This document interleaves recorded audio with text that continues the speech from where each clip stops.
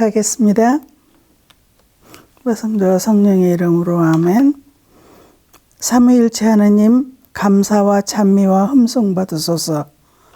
주님께서는 저희 선조들로 하여금 마음을 다하여 창조주 성부를 공경하고 힘을 다하여 구세주 성자의 복음을 전파하며 생명을 바쳐 성화주 성령의 진리를 실행하여 구원을 얻도록 이끌어 주셨나이다. 저희도 주님의 구원을 전하려 하오니 선교의 열정을 지닌 일꾼들을 보내주시고 건강과 지혜와 언어의 은사를 내리시어 은총으로 모든 어려움과 고통을 극복하고 아시아 민족의 복음화에 헌신하게 하소서. 우리 주 예수 그리스도를 통하여 비나이다. 아멘. 성부와 성자와 성령의 이름으로 아멘. 제가 사랑이라는 주제로 지금 두 번째 하고 있는데, 지난 전반부에서 제가 사랑에 대해서 좀 얘기를 했었어요. 근데 그때는 이제 저희가 갖고 있는 사랑에 대한 갈망, 받고 싶은 그거에서부터 시작돼서 받은 것들을 보답하는 의미로 사랑을 실천하는 이런 과정에서 하느님의 사랑의 여러 가지 다양한 색깔에 대해서 얘기를 좀 했던 것 같아요. 그래서 이번에 이제 후반부에 있어서 선교사의 삶에 있어서 중요한 기도하고 일하며 사랑하라, 여기에서 사랑에 대한 주제로 이번에 두 번째는 저희가 조금은 더 저희가 받은 사랑이 흘러 넘치는 사랑으로 나오는 게 어떤 것들이 있을까, 그런 것들에 대해서 조금 얘기하고 싶어요. 제가 사랑에 대한 갈망을 얘기할 때 제가 감동받았던 그 시라고 할까? 그게 모래 위의 발자국이라고 했었잖아요.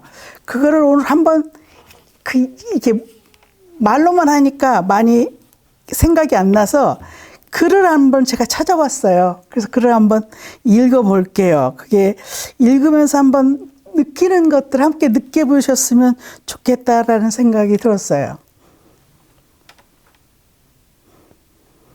어느 날 꿈속에 해변을 따라 주님과 함께 걷고 있을 때 내 살아온 인생의 장면이 하늘 전체의 비추이었다. 한 장면 또 한 장면 보일 때마다 발자국도 두 쌍씩 같이 보였네. 한 쌍은 내 발자국, 또 한 쌍은 주님의 것.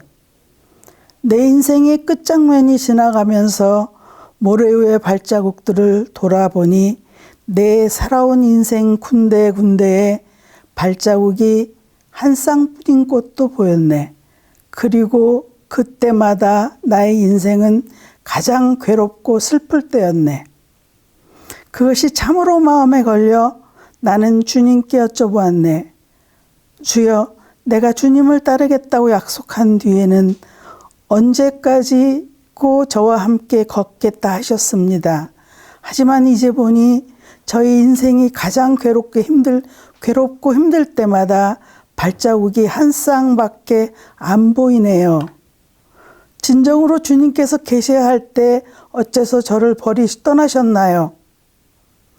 주님은 나에게 속삭이셨네.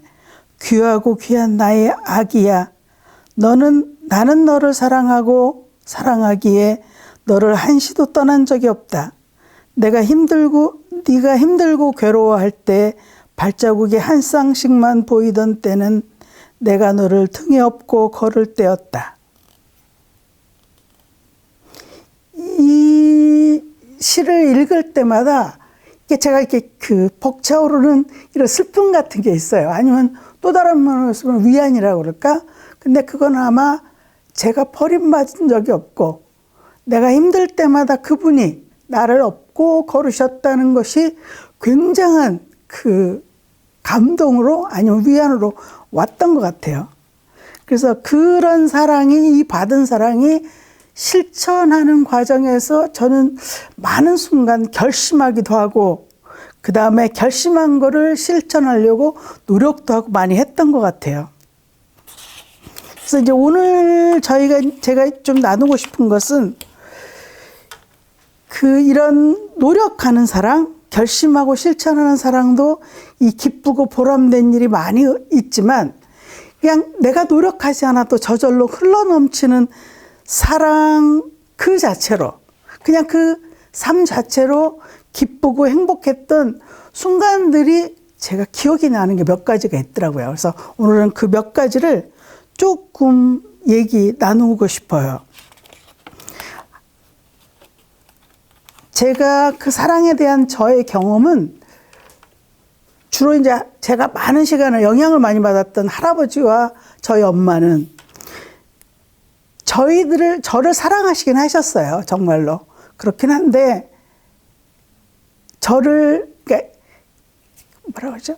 어쨌든 간 어떤 방식으로든 간에 저를 자유롭게 놔주는 사랑이 아니라 제가 어떻게 해야 된다는 틀을 주셨던 분이기 때문에 어떤 면에서는 그 요구나 통제 같은 것들이 저를 좀 힘들게 했던 순간들이 많아요. 근데 저희 나중에 발견한 할머니의 사랑 같은 경우에는 저를 그냥 지켜봐 주는 거, 저하고 많은 시간을 함께 해주지 못해서 그 미안해하고 안쓰러워하신 그 시선을 제가 기억합니다. 근데 그 제 삶에 더 이상 개입하지 않고 해주셨던 건데, 그리고 그래서 어쩌면 할머니가 저희 둘째 언니를 제 옆에 뒀는지도 모르겠어요. 그래서 어린 시절부터 2살 차이는 제 언니는 늘 저와 함께, 거의 하루의 대부분의 시간을 저하고 함께 보냈어요. 그래서 제가 혼자 남겨지는 일은 없었어요.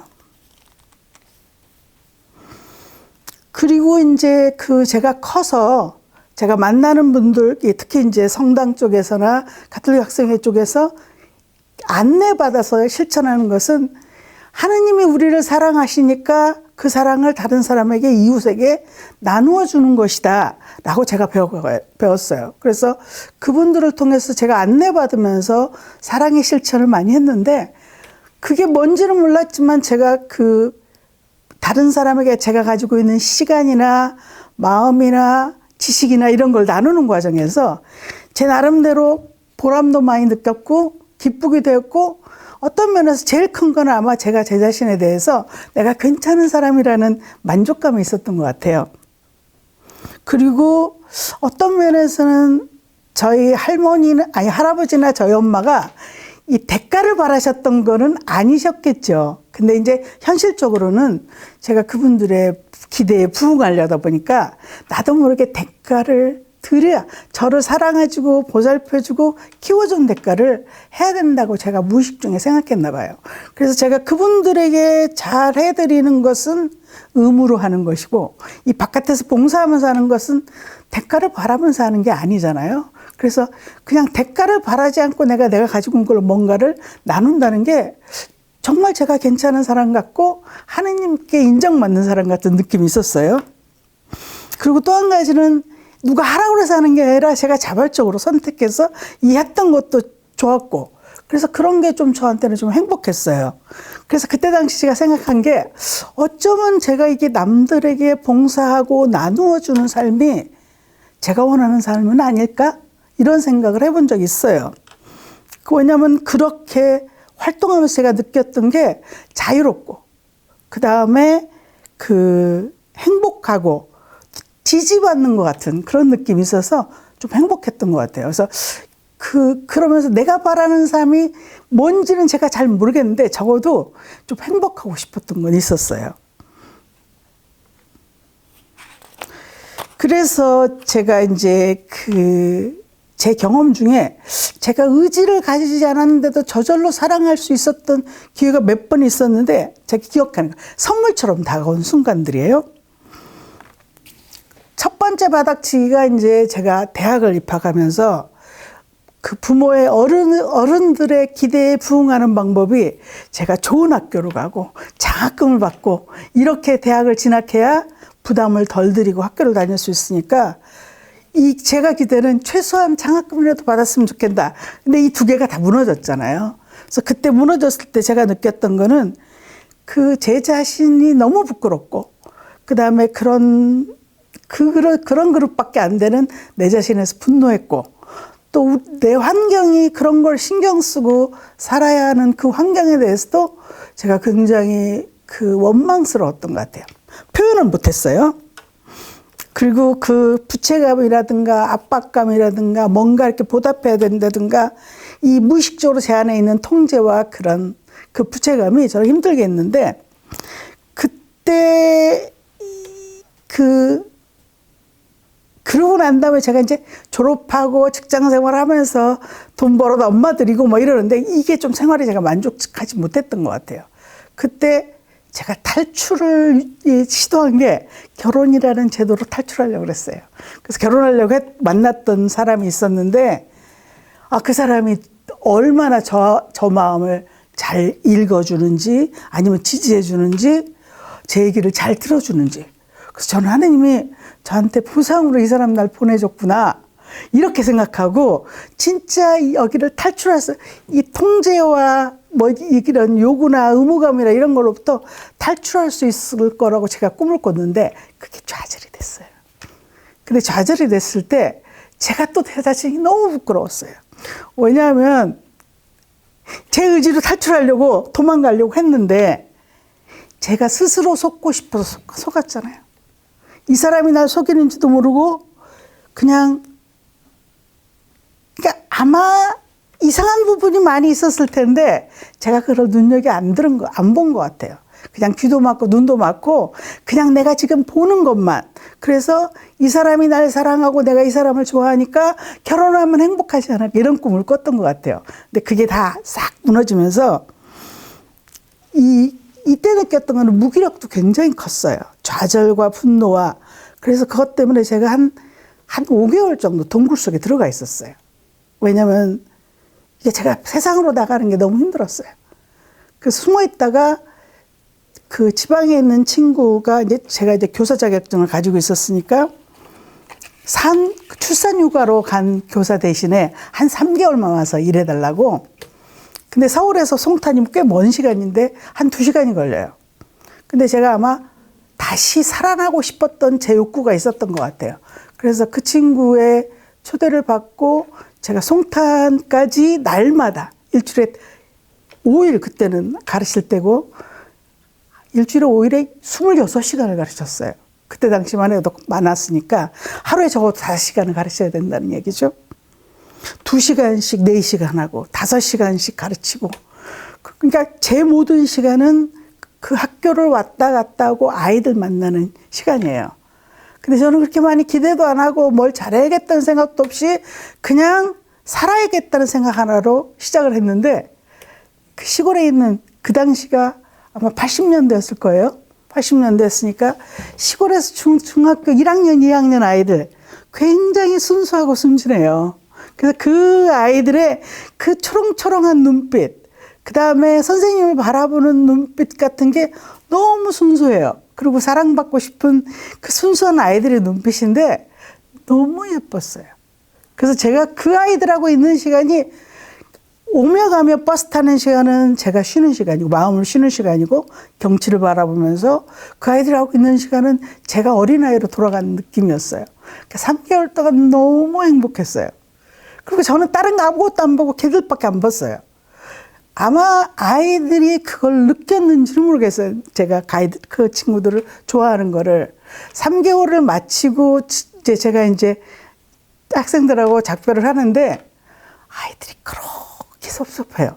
그래서 제가 막 이렇게 편지를 쌓아줬어요. 집에 와서 편지와 걔네들이 준 뭐 머리품부터 시작해가지고 뭐 조그만 장식품, 뭐 자기네 사진들 다, 그러니까 거의 대부분의 학생들이 하나씩 뭐라도 저한테 남겨줬어요. 그거 꽤 오랫동안 간직했어요. 근데 그렇게 3개월을 그 아이들하고 보내고 왔는데 그 모든 시간이 사랑이었던 것 같아요. 제가 어떤 노력을 한 것도 아니고 그냥 제 자체가 그 아이들을 보면서 그 순수한 것들 때문에 나를 좋아해 주는 것 때문에 그냥 제가 치유가 됐어요. 회복하는 시간이 되고 마음도 몸도 회복해서 그 후로 제가 사회로 나갈 수 있는 힘을 길렀거든요. 그래서 그 시간이 제가 생각하면 첫 번째 어떤 노력도 하지 않고 그냥 있는 그대로 나로서 그냥 살았던 시간이었는데 정말 특별한 은총의 선물의 시간이었고, 두 번째 이제 저한테 왔었던 거는 제가 아마 그럼에도 불구하고 제 본성이 어렸을 때부터 이제 익숙한 방법이 저는 열심히 삽니다. 뭐든지. 그리고 다른 사람의 기대에 부응하려고 하고, 그 다음에 가능하면 바른 길로 가려고 하고, 어쨌든 내가 할 수 있는 최선을 다해서 뭐든지 잘하는 사람이에요.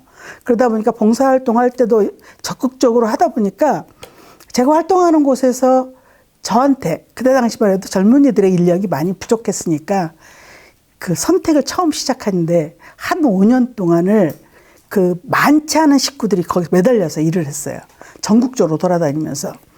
근데 이제 그걸 하게 되면 준비하는 시간도 꽤 길고 들어가는 시간은 2박 3일도 있고 그런데 굉장히 많은 걸 요구해요.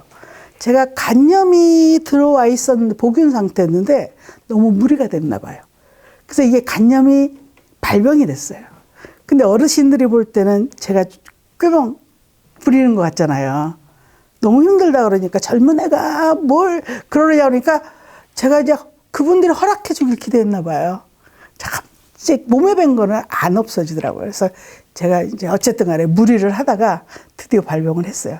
그래서 제가 한 1년간 일을 못 했어요. 아무것도 못 하고 그냥 집에서 쉬기만 했는데 그리고 이제 좀 바깥으로 다시 나와야지 라고 하고 있는데 기지개를 피고 있는데 제가 아이들을 좋아하는 걸 알고 있는 분이 유아원을 어린이집 같은 데를 운영하시는 분이 계셨어요. 그래서 거기는 유치반이 2개가 있고 그다음에 제일 어린 반이 4살, 5살짜리 아이들이 있었어요. 한 20명 정도 되는 아이들이었는데 에이 이 선생 그러지 말고 노는이 와서 애들하고 놀아.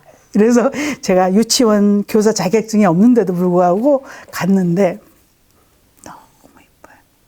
너무너무 이뻐요.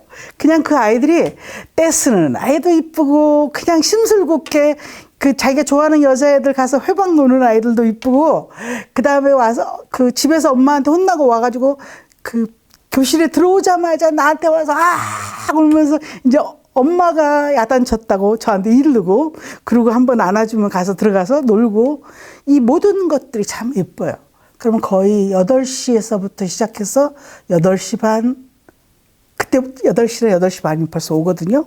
저녁에 5시까지 해요. 그럼 거의 9시간 같이 있는 거거든요. 제가 몸이 무리가 돼서 쉬었다가 나와서 이거 사실은 굉장히 고된 시간인데 고된 줄은 몰랐어요. 그냥 그 아이들하고 있으면은 그냥 그 자체로 너무 좋아요.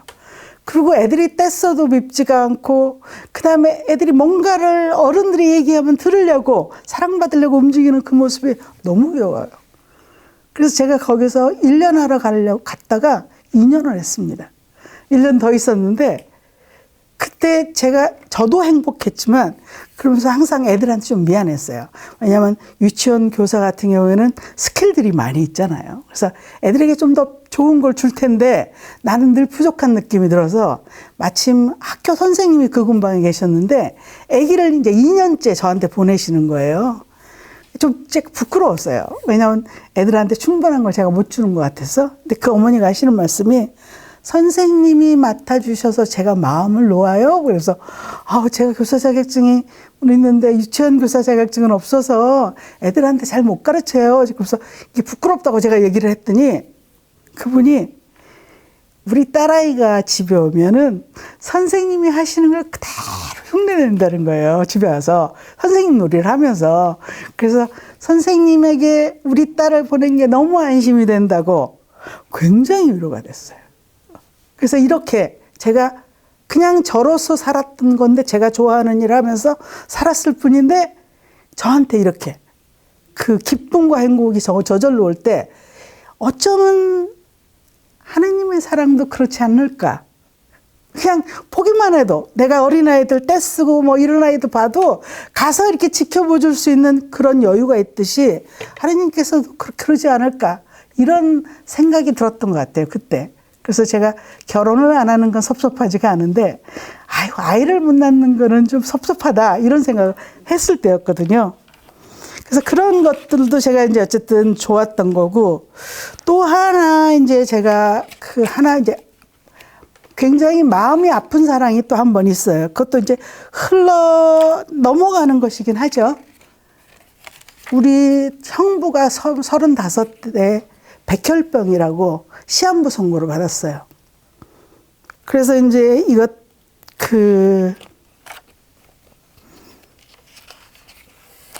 굉장히 힘든 시간이었어요. 왜냐하면 형부도 그렇고 언니도 그렇고 둘째 언니도 그렇고 이제 가족들로부터 많은 지지를 받은 사람들이 아니에요. 특히 이제 우리 둘째 언니 같은 경우에는 큰 언니와 저는 엄마하고 살기로 했지만 둘째 언니는 할머니 밑에 있다가 결혼했거든요. 일찍 결혼했거든요. 그래서 시골에서 살다가 고생하다가 이렇게 이제 서울로 나와서 움직이면서 이렇게 살았는데 이 형부가 이렇게 아픈데 형부가 엄마 언니한테 의존하는 게 좀 커요. 의존하는 게 크니까 애들이 셋이 있는데도 애들 옆에 있는 게 아니라 형부 옆에 계속 있었어요. 그래서 한 1년 동안 투병 생활 하는 동안에 거의 둘째 언니가 형부하고 24시간 있고 시골에 계신 할머니가 오셔가지고 애들은 돌봐주셨어요. 근데 그래도 이제 부족하니까 틈틈이 언니가 가서 집에 가서 이렇게 하는데 저는 그때 경제적인 것도 도와드릴 능력이 안 되고 그다음에 제 마음의 그 대부분은 우선순위가 저희 엄마였어요. 왜냐하면 저는 엄마에게 잘해드려야 되는 딸로 커서 우선순위가 엄마예요. 그래서 언니가 굉장히 많이 고생할 때도 언니가 얼마나 고생하는지를 볼 힘이 없었어요. 제가 너무 힘들어서. 그리고 이렇게 언니가 도움이 필요한데 제가 도와줄 수 있는 게 아무것도 없어요. 저도 그때 직장을 다니고 있었고 돈 벌어서 엄마 갖다 드리고 저한테 있는 여유 있는 돈은 없고 경제적으로도 시간적으로도 언니를 나누어 줄 수 있는 힘이 별로 없었어요.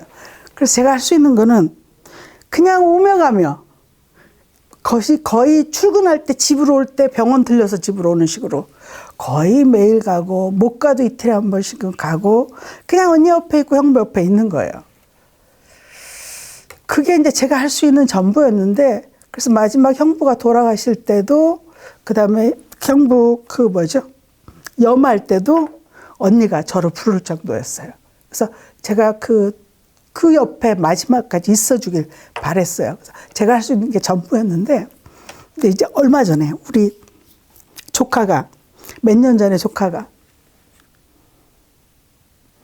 이모는 우리가 제일 힘들었을 때 왜 우리를 떠났느냐고. 근데 그때서야 깨달은 거예요, 제가. 깨달은 게 조카들이 눈에 안 들어왔어요. 제 눈에는 이 언니가 이거를 감당해 나갈 언니의 아픔이 더 컸고, 그 다음에 젊은 나이에 죽음을 앞두고 있는 이 형부의 이 여정 자체가 너무 컸어요. 그래서 제 시선은 우리 언니와 형부에게 다가 있었던 것 같아요. 그래서 우리 조카가 그렇게 물어봤을 때까지만 해도 왜 내가 언니 애들을 못 봤지? 진짜 초등학교 다니는 애들이었거든요. 셋 다. 근데 걔네들은 할머니가 와 계신다고 생각하고 놓치고 저는 시간만 나면 언니하고 형부만 보러 갔지 애들을 못 봤어요. 그래서 애들이 얼마나 힘들었을까라는 생각을 제가 나이 들어서 깨달았거든요.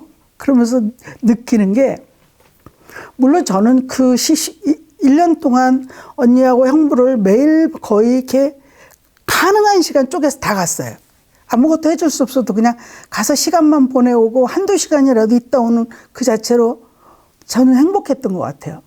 뭐냐면은 뭘 해줄 수는 없는데 언니가 필요로 할 때 뭐 심부름이라도 해줄 수 있고 언니가 말을 할 때 들어줄 수도 있었고 늘 마음이 아프긴 해요. 그런데도 옆에 있을 수 있는 것 자체에 대해서 제가 행복했던 것 같아요. 그래서 그때 제가 느꼈던 거는 힘든 상황에서도 내가 사랑하는 사람들과 같이 있는 거는 행복할 수 있다는 거. 그 다음에 또 하나는 느낀 거는 제 우선적인 선택이 무엇이냐에 따라서 다른 걸 못 본다는 거.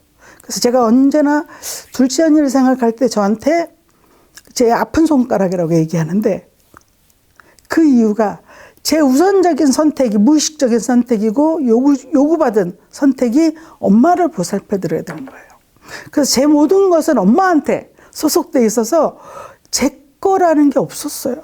그래서 제가 언니가 힘들게 살 때조차도 언니를 도와준다든가 뭘 이렇게 해준다는 걸 못했어요. 아마 이때가 아마 처음으로 제가 온 마음으로 언니를 우선적으로 선택했던 것 같아요. 그래서 그때 제가 배운 거는, 우선적인 선택이라는 게 이렇게 중요한 거구나. 그러니까 엄마도 안 보이고, 우리 조카들도 안 보이고, 형부하고 언니밖에 못 봤거든요.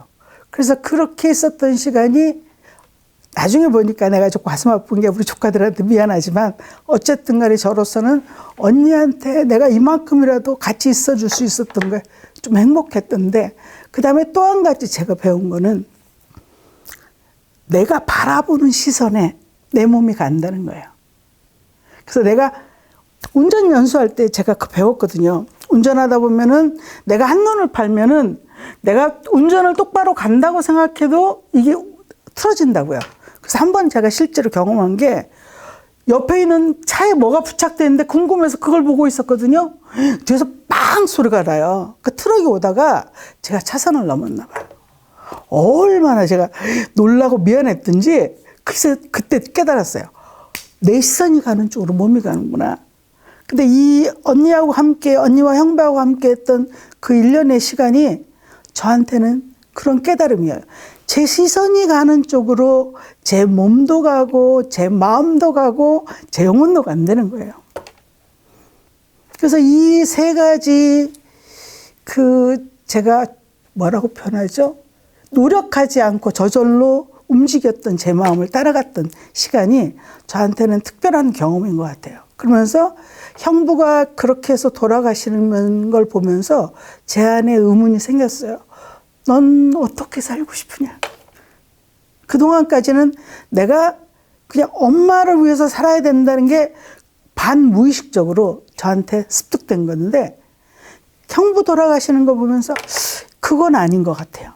넌 어떻게 살고 싶니? 그래서 다시 나온 답이 아까 처음에 결혼하려고 했을 때 나왔던 게 자유롭고, 뭐라고 그랬죠? 자유롭고? 갑자기 생각이 안 나요. 행복하고 싶은 내 욕구가 있었죠. 그래서 그번에도 그러면 이런 일련의 과정에서 통해서 제가 느꼈던 거는, 하느님이 말씀하시는 그 사랑을 제가 안내받아가면서 이렇게 컸잖아요. 하느님을 바라보고 사는 것이 내가 원하는 삶인 것 같다. 그쪽에서 제가 훨씬 자유롭고 만족스럽고 행복하고 내가 마음에 드는 삶이었거든요. 그래서 형부 돌아가시고 난 다음에 제가 생각할 때 그때가 이제 34살이었는데 과연 어떻게 내가 이거를 어떤 삶으로 내가 실천할 수 있을까, 이런 생각을 했던 것 같아요. 근데 보면은 내가 바라보는 시선이 내가 가는 거라고 그랬잖아요. 내 마음도 몸도 가는 거니까 내가 어떻게 살고 싶으냐라는 질문이 나오기 시작하니까 그 다음에 내가 하느님을 따라가는 삶을 살고 싶다, 이런 것도 제가 갖고 있었고, 그래서 그걸 바라보고 있으니까 이 방향으로 제 몸이 틀어졌던 것 같아요. 그래서 그때 이제 그러면서 어떤 분이 저한테 어쩌면 경수가 네가 원하는 삶이 여기 있을지도 몰라. 근데 그게 저를 그쪽으로 마음을 가게 했던 것 같아요. 그래서 삶에 있어서 질문은 굉장히 중요한 것 같아요. 왜냐하면 그 질문들이 내 시선을 정하고 그 질문의 방향으로 내 시선도 가고 몸도 따라가게 되는 거죠. 잠시 쉬어가겠습니다. 마침 기도 마치겠습니다. 영광의 성부와 성자와 성령께 처음과 같이 이제와 항상 영원히 아멘. 아시아의 성인들이여 아시아의 복음화를 위하여 빌어주소서. 아멘. 성부와 성자와 성령의 이름으로 아멘.